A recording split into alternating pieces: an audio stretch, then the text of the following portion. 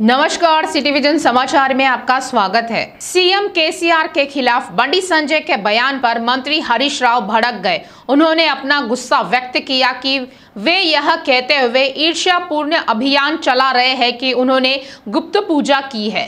उन्होंने कहा है कि रियासतों के लिए ओछी बात करना ठीक नहीं है।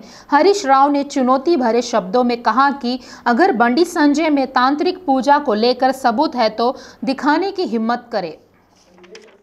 टीपीसीसी प्रमुख रेवंत रेड्डी ने कहा है कि टीआरएस और बीजेपी ने चुनाव को मजाक बनाकर रख दिया है। उन्होंने आरोप लगाया है कि टीआरएस और बीजेपी अराजकतावादी दल बन गए हैं। एक कहता है 30,000 प्रति वोट, दूसरा 40,000। केसीआर कहते हैं पूरा देश मेरा है। रेवंत रेड्डी ने कहा है कि उनके द्वारा दायर याचिका की सुनवाई पूरी होने तक टीआरएस बीआरएस नहीं बनेगी। उन्होंने इस बात पर गुस्सा जताया कि केंद्र से आने वाले मंत्री चिल्लर बातें कर रहे हैं। केसीआर ने दावा किया है कि पूरा देश मेरा है, लेकिन मुनुगोडु गांव तक सीमित रहे। रेवंत रेड्डी ने केसीआर की हरकतों पर यह कहकर व्यंग किया है कि उन्हें अजीबोगरीब हरकतें करने की आदत है। तेलंगाना बीजेपी अध्यक्ष एवं बीजेपी सांसद बंडी संजय ने सीएम केसीआर को पत्र लिखा है। संजय ने कहा है कि पुलिस भर्ती बोर्ड की अधिसूचना में यह अपमानजनक है कि ईडब्ल्यूएस उम्मीदवारों को कट ऑफ अंक में छूट नहीं है। यह दुखद है कि राज्य सरकार ने इस तथ्य की अनदेखी की है कि प्रधानमंत्री नरेंद्र मोदी ने शिक्षा और नौकरियों में आर्थिक रूप से पिछड़े गरीबों के लिए ईडब्ल्यूएस आरक्षण की शुरुआत की है। बंडी संजय ने आरोप लगाया है कि राज्य सरकार के व्यवहार के कारण ईडब्ल्यूएस उम्मीदवारों के साथ अन्याय हो रहा है। उन्होंने कहा है कि पुलिस भर्ती बोर्ड की अधिसूचना में एससी एसटी बीसी उम्मीदवारों को कट ऑफ अंक से छूट दी गई है और ईडब्ल्यूएस उम्मीदवारों को नहीं दिया गया। केसीआर को लिखे पत्र में बंडी संजय ने मांग की है कि ईडब्ल्यूएस उम्मीदवारों को भी कट ऑफ अंक में छूट दी जाए। इसके लिए पुलिस भर्ती बोर्ड की अधिसूचना में सुधार किया जाए। बीजेपी प्रदेश अध्यक्ष बंडी संजय ने विधानसभा में गवाह के तौर पर सभी वर्गों को धोखा देने के लिए सीएम केसीआर की आलोचना की है। बीजेपी कार्यालय में वाल्मीकि जयंती कार्यक्रम का आयोजन किया गया। इस अवसर पर उन्होंने वाल्मीकि के चित्रपट पर पुष्प अर्पित कर श्रद्धांजलि दी। वाल्मीकि महर्षि ने कहा है कि रामायण वही है जो मन में याद रहती है। सीएम केसीआर ने वाल्मीकि समुदाय को एसटी सूची में शामिल करने के अपने वादा पूरा नहीं किया है। उन्होंने वाल्मीकि समुदाय को एसटी सूची में शामिल करने की मांग दोहराई है। उन्होंने स्पष्ट किया है कि समुदाय अपना अधिकार हासिल करने के लिए संघर्ष करेंगे। इस दौरान बीजेपी उनका समर्थन करेगी। वाल्मीकि को समाज को उचित सम्मान और मान्यता नहीं मिल रही है। यदि आप वाल्मीकि का अपमान करते हैं तो यह महर्षि वाल्मीकि का अपमान करने जैसा होगा। बंडी संजय ने टिप्पणी की है कि यह आदि कवि महर्षि वाल्मीकि थे जिन्होंने दुनिया को रामायण के बारे में जानकारी दी। शिक्षा मंत्री सबिता इंद्रा रेड्डी ने ट्विटर पर केंद्रीय वित्त मंत्री निर्मला सीतारमण के कमेंट का जवाब दिया। उन्होंने कहा है कि वह और सत्यवती राठौड़ पिछले 3 सालों से तेलंगाना सरकार में 2 महिला मंत्री हैं। उन्होंने कहा है कि केसीआर के नेतृत्व में हम प्रदेश की जनता की सेवा कर रहे हैं। यदि आप वास्तव में महिलाओं के लाभों के बारे में चिंतित हैं तो वित्त मंत्री के रूप में आपको गैस, पेट्रोल और डीजल की कीमतें कम करनी चाहिए। तेलंगाना आंदोलन के दौरान राज्य की जनता को काफ़ी उम्मीद देकर सत्ता में आने के बाद वर्ष 2014 से 2018 तक महिलाओं को कैबिनेट में मौका नहीं दिए जाने से केंद्रीय मंत्री निर्मला सीतारमण नाराज थी। केंद्रीय मंत्री ने सवाल किया था कि टीआरएस तेलुगु भाषा के साथ तेलंगाना भूल रही है, वही देश के लिए क्या करेगी। इस पर तेलंगाना की मंत्री सबिता इंद्रा रेड्डी ने केंद्रीय मंत्री के सवाल का जवाब इस तरह दिया। बारिश से एक बार फिर राजधानी हैदराबाद का जनजीवन अस्त व्यस्त हो गया। शनिवार शाम की बूंदाबांदी से शुरू हुई बारिश ने मूसलाधार बारिश में बदल गई। लगातार 4 घंटे तक जोरदार बारिश होती रही। लोगों को लग रहा था जैसे आसमान फट गया हो।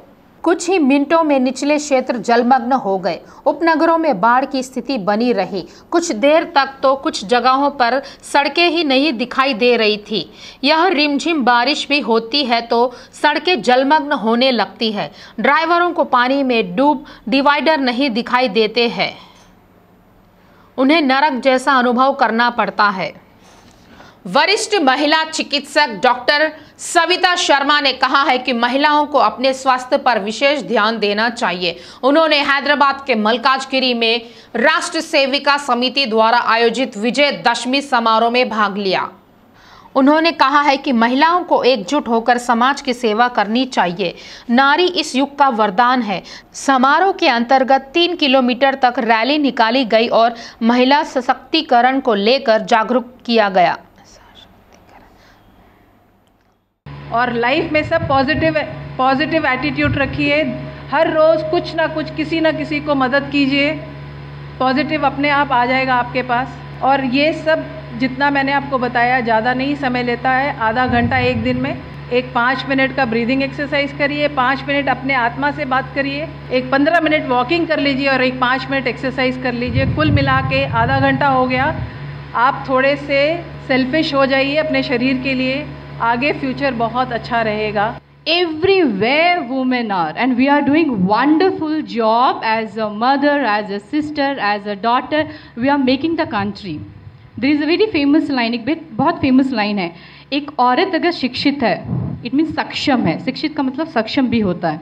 एक औरत अगर शिक्षित है तो परिवार शिक्षित है। एक परिवार अगर शिक्षित है तो स्टेट स्पाउस फोरम के नेताओं ने 317 जियो को हटाने की मांग की है। हैदरगुड़ा में हुई बैठक में उन्होंने चिंता जताई कि 317 जियो के चलते पति पत्नी अलग अलग जिलों में ड्यूटी कर रहे हैं।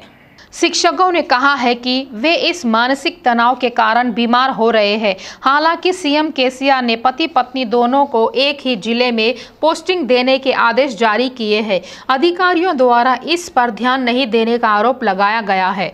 अब तक 19 जिलों में हो चुके तबादले, वहीं 13 जिलों में सीएम के आदेश पर तबादले नहीं किए गए, जिससे पति पत्नी के लिए अपने बच्चों और उनकी पढ़ाई की देखभाल करना मुश्किल हो गया है, क्योंकि वे अलग अलग जगहों पर काम कर रहे हैं। उनकी शिकायत है कि इस मामले को लेकर उनके द्वारा कितनी भी बार अधिकारियों से शिकायत की गई, लेकिन किसी ने ध्यान नहीं दिया। राज्य पति पत्नी स्पाउस मंच के नेताओं ने सरकार से पति पत्नी को दीपावली के त्योहार के दौरान एक ही जिले में ड्यूटी आवंटित करने और उनके परिवार में रोशनी लाने का अनुरोध किया। सीबीआई के पूर्व निदेशक जेडी लक्ष्मी नारायण ने कहा है कि जिस देश में मानवाधिकार मौजूद है वह लोग खुलकर रहते हैं। उन्होंने हैदराबाद में आयोजित मानवाधिकार जागरूकता सम्मेलन में भाग लिया। सम्मेलन का आयोजन मानव अधिकार संरक्षण परिषद के तत्वावधान में किया गया। मानव अधिकारियों के प्रति सभी को जागरूक होना चाहिए। केंद्र और राज्य सरकारों को मानव अधिकारों का सम्मान करते हुए शासन करना चाहिए। एमआईएम प्रमुख ओवैसी ने राष्ट्रीय स्वयंसेवक संघ के प्रमुख मोहन भागवत की उस टिप्पणी का जवाब दिया है जिसमें उन्होंने कहा था कि देश में मुस्लिम आबादी बढ़ रही है। इस पर ओवैसी ने कहा है कि मुसलमानों की प्रजनन दर नहीं बढ़ रही है बल्कि गिर गई है। ओवैसी ने एक सभा में तीखी टिप्पणी करते हुए कहा, चिंता मत करो, मुस्लिम आबादी नहीं बढ़ रही है, घट रही है। सबसे ज्यादा कॉन्डम का इस्तेमाल कौन कर रहा है? हम। मोहन भागवत इसके बारे में बात नहीं करेंगे। अच्छा, फिर आप ये भी देख लो, बोलते पॉपुलेशन, आबादी को कंट्रोल करना है, मुसलमानों की आबादी नहीं बढ़ रही। तुम ना खामा टेंशन में मत ला जाओ, अरे आबादी बढ़ रही नहीं बढ़ रही, आबादी गिर रही, आबादी गिर रही हमारी। हर टीवी पे बैठ के बोलते। एक टीवी चैनल पे मुझे बुलाए डिबेट में, मिला, देखो मैं मुंह छोड़ के बोल दूंगा, तुम एहतियात करना। तो समझ में आ गया उनको। तो मुझसे बोले क्या बोलेंगे आप? मैं शुरू करूंगा बीजेपी के बड़े लीडरों से। बोले क्या बोलेंगे उनके बारे में? उनके बाप ने कितने बेटियां पैदा किए। तो बोले नहीं आप नहीं आप सही बोलते। बोला मैं सही बोल रहा हूं। तो इसीलिए हम बोल रहे कि आप बच्चे मुसलमानों का टीएफआर गिर रहा है, टेंशन मत लो, बोल रहे ना इतने पैदा हो रहे, नहीं हो रहे। पॉपुलेशन गिर रहा आपका, सबसे ज्यादा टीएफआर आपका ही गिरा, किसी का नहीं गिरा। अच्छा, सबसे ज्यादा बच्चे पैदा करके एक बच्चे में दूसरे पैदा कर जो टाइम देता है उसको स्पेसिंग बोलते हैं। स्पेसिंग सबसे ज्यादा कौन कर रहे मालूम आपको? मुसलमान कर रहा। सबसे ज्यादा कॉन्डोम कौन इस्तेमाल कर रहा? नहीं, ये बताने के लिए हम इस्तेमाल कर रहे। मोहन भागवत इस पर नहीं बोलेंगे। नहीं, ऐसा नहीं, मैं बता रहा हूं, फैक्ट बता रहा हूं। नहीं, पॉपुलेशन बढ़ रहा। अरे कहां बढ़ रहा मोहन भागवत साहब? आप डेटा रख के बात करो ना, डेटा रख के नहीं बात करेंगे। वाईएस शर्मिला द्वारा सीएम केसीआर पर आलोचना करना नहीं थमा है। उन्होंने कहा है कि केसीआर ने पिछले 8 साल से तेलंगाना की जनता को हर तरह से धोखा दिया है। उन्होंने आरोप लगाया है कि यह पर्याप्त नहीं है कि उन्होंने राज्य के लोगों को धोखा दिया है, अब वे राष्ट्रीय राजनीति के नाम पर देश के लोगों के साथ धोखा करने आगे बढ़ रहे हैं। तेलंगाना के लोगों ने पहले क्या किया, यह बताने के बाद उन्होंने उनसे देश की राजनीति के बारे में सोचने को कहा।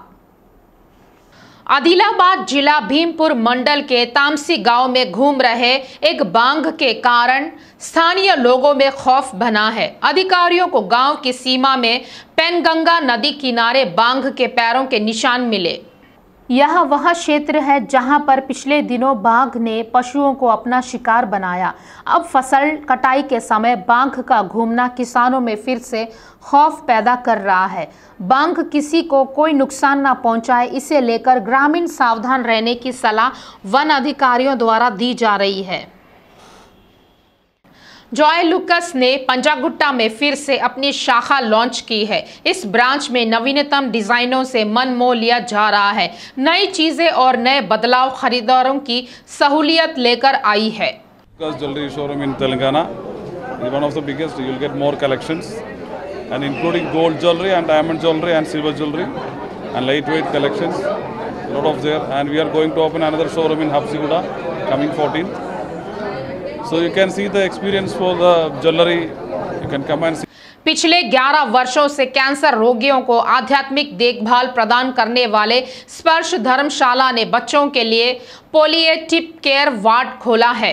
अभिनेता राणा और आईटी प्रमुख सचिव जयेश रंजन ने पोलिएटिव केयर डे के उपलक्ष्य में केयर वार्ड का उद्घाटन किया। अभिनेता राणा ने कहा है कि बच्चों और वयस्कों को मुफ्त सेवाएं देने वाली स्पर्श धर्मशाला का कार्य सराहनीय है। ఒక palliative care facility not only for adults, for children అనేది it's a huge initiative. It's free for all of the patients. కొన్నిసార్లు in life you'll be in a place where the battle is over, and after that care is the only thing that people need, and they've been doing such an honorable job, and I'm very, very honored that I'm here today. Hyderabad के उप्पल बागायत में अज्ञात शव ने हड़कंप मचा दिया है। करीब 40 साल की महिला का शव मिलने के बाद स्थानीय लोग दहशत में है। स्थानीय लोगों को एक बड़े छोटे से गड्ढे में एक महिला का संदिग्ध शव मिला, जहां बारिश का पानी जमा हो गया था। स्थानीय लोगों ने तुरंत पुलिस को सूचना दी। पुलिस ने मौके पर पहुंचकर मामला दर्ज कर लिया है और जांच कर रही है। शव को पोस्टमार्टम के लिए गांधी मोर्चरी में भेज दिया गया है। स्मगलर समय समय पर नए नए तरीके से स्मगलिंग करते रहते हैं। विजिलेंस एजेंसियों की तीसरी नजर के बावजूद स्मगलिंग का सामान गंतव्य तक पहुंचाने के हर संभव प्रयास किए जा रहे हैं। हाल ही में दिल्ली एयरपोर्ट पर पकड़ा गया तस्करी का माल इसका सबूत है। दिल्ली हवाई अड्डे पर सीमा शुल्क अधिकारियों द्वारा जब्त की गई घड़ियां सामान्य घड़ियां नहीं है। अधिकारियों का कहना है कि इन 7 घड़ियों की कीमत 28 करोड़ रुपए से भी ज़्यादा है। इनमें रोलेक्स के साथ साथ पियागेट द्वारा बनाई गई घड़ियां भी शामिल है। एक प्रसिद्ध अमेरिकी jewellery company Jacob and company द्वारा बनाई गई हीरे की घड़ी भी है। सीमा शुल्क अधिकारियों का कहना है कि यह पहली बार है जब इस हवाई अड्डे पर इतना महंगा सामान जब्त किया गया है। दिल्ली में हवाई अड्डे पर सीमा शुल्क अधिकारियों ने भारत में 7 महंगी कलाई घड़ियों की अवैध रूप से स्मगलिंग करने के प्रयास को विफल कर दिया। उनमें से एक पूरी तरह से हीरे से जड़ित कलाई घड़ी है। ये सामान दुबई से आया एक भारतीय के पास से जब्त किया गया है। उसे गिरफ्तार कर मामला दर्ज कर लिया गया है। उन्होंने कहा कि जब्त घड़ियों की कुल कीमत 60 किलो सोना के बराबर है। वर्ष 2015 में जैकब एंड कंपनी के सोने और हीरे से सजी घड़ियां पेश की। यह पूरी तरह से कटे हुए हीरे से बना है। इसे बिलियर्ड्स वॉच के नाम से भी जाना जाता है। 252 Ashok cut and white diamond watch बनाया गया है। इस घड़ी का वजन 250 कैरेट है। अशोक में इस्तेमाल किए गए हीरे का वजन 108 कैरेट है और अशोक को बनने में कुछ महीने लगते हैं। इस घड़ी के मामले में गुणवत्ता वाले नीलमणि क्रिस्टल चक्र और गुलाबी रंग से कटे हुए इस वॉच में सफ़ेद हीरे नहीं दिखाई देते हैं। ये पीतल की रोशनी में देखा जा सकता है। इन हीरों का उपयोग आभूषण बनाने के लिए किया जाता है। कुछ लोग टैक्स बचाने के लिए ऐसे तरीके चुन रहे हैं। लग्जरी सामान का अवैध रूप से ट्रांसपोर्ट किया जा रहा है, लेकिन कस्टम अधिकारियों के सामने उनका दाल नहीं गली। विदेशों से, विशेष रूप से खाड़ी देशों से कुछ यात्री अधिकारियों की आंखों में धूल झोंक कर नए तरीकों से ड्रग्स, सोना, विदेशी मुद्रा के साथ घड़ियों और महंगी वस्तुएं ला रहे हैं। सीमा शुल्क अधिकारियों की आंखों में धूल झोंक कर हवाई अड्डे से पार करने की कोशिश कर रहे हैं। इस दौरान सीमा शुल्क अधिकारियों द्वारा बड़ी ही होशियारी से उन्हें दर दबोच जाता है और जेल में डाल दिया जाता है। सीमा शुल्क अधिकारियों का कहना है कि ऐसा पहली बार हुआ है जब इतना महंगा सामान जब्त किया गया है। साइबर क्रिमिनल हर समय नए तरह से घोटाले कर रहे हैं। साइबर अपराधियों के शिकार होने से बचने के लिए भले ही पुलिस जागरूकता पैदा कर रही हो, लेकिन कई निर्दोष लोग अभी भी साइबर अपराधियों के शिकार हो रहे हैं। अब तक लॉटरी लगी है, बैंक से बात कर रहे व डेबिट कार्ड अपग्रेड करना है यह कहकर ठग लोगों के साथ लूट खसोट कर रहे थे, लेकिन अब साइबर अपराधियों ने 5G के नाम पर धोखाधड़ी कर रहे हैं। देश में अल्ट्रा हाई स्पीड इंटरनेट सेवाएं प्रदान करने वाली 5वीं पीढ़ी यानी 5G नेटवर्क सेवाएं शुरू हो गई है। प्रधानमंत्री मोदी ने दिल्ली के प्रगति मैदान में आयोजित एक प्रदर्शनी में 5G सेवाओं की शुरुआत की। प्रधानमंत्री मोदी ने कहा कि 21वीं सदी में भारत के लिए यह ऐतिहासिक दिन है। उन्होंने कहा कि 5G सेवाएं दूरसंचार क्षेत्र में क्रांतिकारी बदलाव लाएंगी। 5G का उद्घाटन दूरसंचार क्षेत्र की ओर से 130 करोड़ भारतीयों को दिया गया तोहफा है। देश की पहली 5G सेवाएं 13 चुनिंदा शहरों में उपलब्ध होंगी। पहले चरण में इन सेवाओं को हैदराबाद, अहमदाबाद, बेंगलुरु, चंडीगढ़, चेन्नई, दिल्ली, गांधीनगर, गुरुग्राम, जामनगर, कोलकाता, लखनऊ, पुणे और मुंबई शहरों में उपलब्ध कराया जा रहा है। कई शहरों और कस्बों में चरणबद्ध तरीके से 5G सेवाओं का विस्तार किया जाएगा। 5G सेवाएं अगले साल के अंत तक पूरे भारत में उपलब्ध होने की संभावना है। अगर जियो और एयरटेल कंपनियां 5G सेवाओं का विस्तार करने की योजना बना रही है तो सवाल शुरू हो गया है कि सार्वजनिक क्षेत्र की दूरसंचार कंपनी BSNL का क्या हाल है। BSNL 4G सेवाएं अभी भी पूरे देश में पूरी तरह से उपलब्ध नहीं है। फिलहाल इन सेवाओं के विस्तार के प्रयास किया जा रहा है। इसके अलावा अगर 5G सेवाओं का विस्तार किया जाता है तो BSNL का भविष्य संदिग्ध हो जाएगा। हालांकि केंद्रीय दूरसंचार मंत्री अश्विनी वैष्णव ने इस पर सफाई दी। यह स्पष्ट किया गया है कि BSNL की सेवाएं अगले साल 15 अगस्त से शुरू होंगी। उन्होंने कहा कि ये सेवाएं कम कीमत पर उपलब्ध हैं। उन्होंने कहा कि अगले 6 महीने में देश के 200 से ज़्यादा शहरों में 5G सेवाएं शुरू होने जा रही हैं। उन्होंने कहा कि 2 साल के भीतर देश के 80 से 90% हिस्से में इन सेवाओं को उपलब्ध कराने का प्रयास किया जा रहा है। वहीं रिलायंस इंडस्ट्री के चेयरमैन मुकेश अंबानी ने इसी सम्मेलन में BSNL को मजबूत करने का आह्वान किया। उन्होंने कहा कि सार्वजनिक क्षेत्र की एक शक्तिशाली कंपनी BSNL दूरसंचार क्षेत्र में संतुलन लाएगी, जो एक बहुत ही रणनीतिक क्षेत्र है। एयरटेल, रिलायंस जियो और क्वालकॉम कंपनियों ने अपनी 5G सेवाएं के बारे में प्रधानमंत्री मोदी को समझाया। आकाश अंबानी ने प्रधानमंत्री को 5G का डेमो दिया। प्रधानमंत्री ने सीखा कि जियो ट्रू 5G सेवाएं कैसे काम करती है। आकाश अंबानी ने प्रधानमंत्री को समझाया कि कैसे जियो ट्रू 5G सेवाएं चिकित्सा क्षेत्र के लिए उपयोगी होंगी। जियो ने घोषणा की है कि वह दिसंबर 2023 तक पूरे देश में 5G सेवाएं लाएंगी। मुकेश अंबानी ने कहा कि ये सेवाएं कम कीमत पर उपलब्ध होंगी। एयरटेल ने घोषणा की है कि उसने 1 अक्टूबर से 8 शहरों में 5G सेवाएं शुरू कर दी है। उन्होंने कहा कि वे 5G सेवाएं शुरू करने वाली पहली कंपनी है। कंपनी के चेयरमैन सुनील मित्तल ने कहा कि मार्च 2023 तक देश के सभी शहरों में मार्च 2024 तक ये सेवाएं शुरू कर दी जाएंगी। एयरटेल ने कहा कि वह 4G कीमतों पर 5G सेवाएं मुहैया कराएगी और जल्द ही 5G के लिए टैरिफ की घोषणा करेगी। लेकिन टेलीकॉम कंपनियों का कहना है कि 5G सेवाओं के लिए सिम कार्ड बदलने की ज़रूरत नहीं है। उनका दावा है कि 5G मोबाइल होना ही काफ़ी है। ऐसा कहा जाता है कि यदि आपके क्षेत्र में नेटवर्क उपलब्ध है और आपका फ़ोन 5G को सपोर्ट करता है तो आप तेज़ी से डेटा सेवाओं का आनंद ले सकते हैं। विशेषज्ञों का मानना है कि 5G सेवाओं के साथ एक और तकनीकी क्रांति शुरू हो गई है। I can wholeheartedly say today that as Indian telecom industry, what we have demonstrated, I feel very proud, and to both COAI and DOT, I can say that we are now ready to take leadership, and the Indian Mobile Congress should now become the Asian Mobile Congress and the Global Mobile Congress. Today is also very special because it coincides with our national celebration of Azadi Ka Amrit Mahotsav. Our beloved Prime Minister, Shri Narendra Bhai Modi ji, has shared an inspiring vision of making India a developed nation by 2047. Every policy and every action of the government is skillfully crafted to propel India towards that goal.